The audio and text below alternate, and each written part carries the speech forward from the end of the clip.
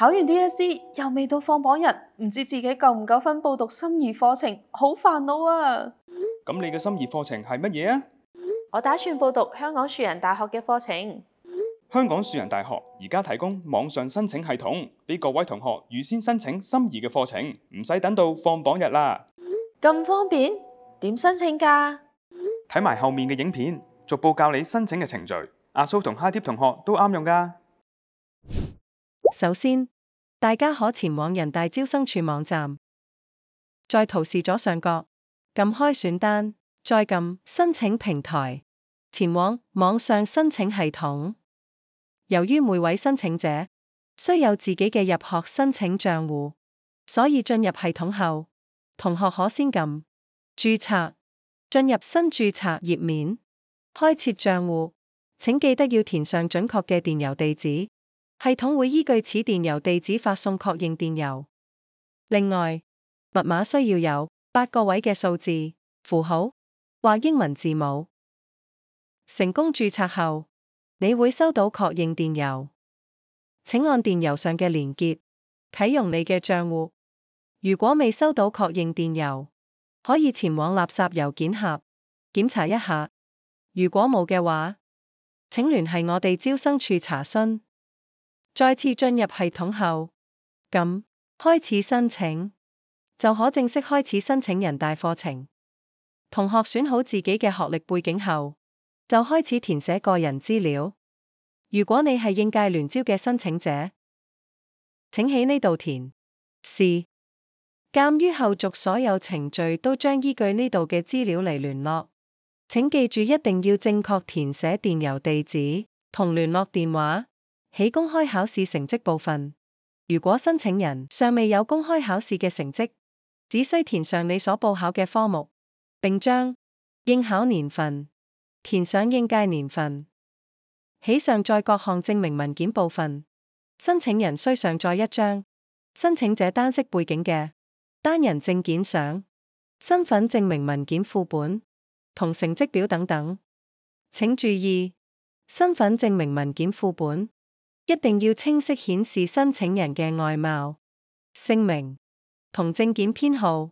如果你係應屆文憑試學生，而未有文憑試成績單，可以先上載最近4個學期嘅中學成績表。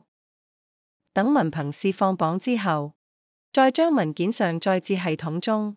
正在修讀副學士或高級文憑嘅同學，如果仲未畢業，請先上載由1年級到現在嘅成績表。上傳檔必須為整份成績表，要包含個人姓名、就讀院校名稱、各課程全名稱、累計平均績點等資料，並保證所有提交嘅文件係完整版，唔可以係裁剪版。若申請人有其他嘅資歷或者校外活動成績，亦可以喺其他證明一欄中上傳。嚟到填選課程一欄，請依照自己心儀嘅範疇，順序咁揀選想報讀嘅課程。每一位申請1年級入學嘅學生，最多可以揀選5個志願。如果你嘅第一志願不被接納，將會順延至你下一個志願作審批。而申請2、3年級入學嘅學生，最多可選擇3個志願。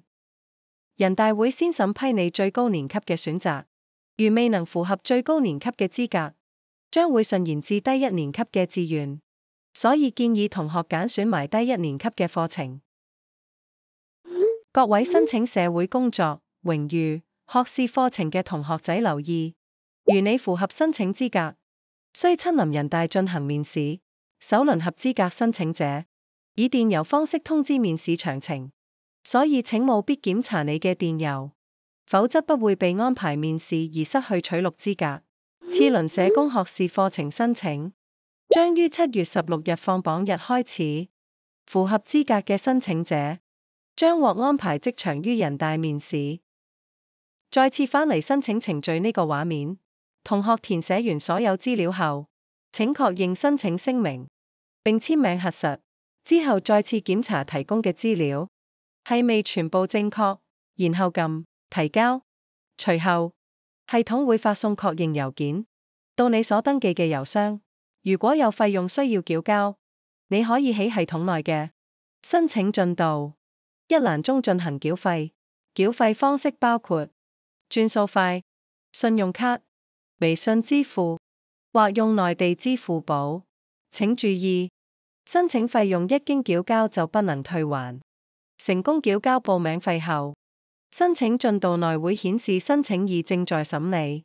如申請人尚未有最終學歷成績單，遞交後嘅學歷經審核後，申請人或會收到由人大招生處發出嘅有條件取錄通知書。同學喺收到郵件通知後，便可前往系統進行查看。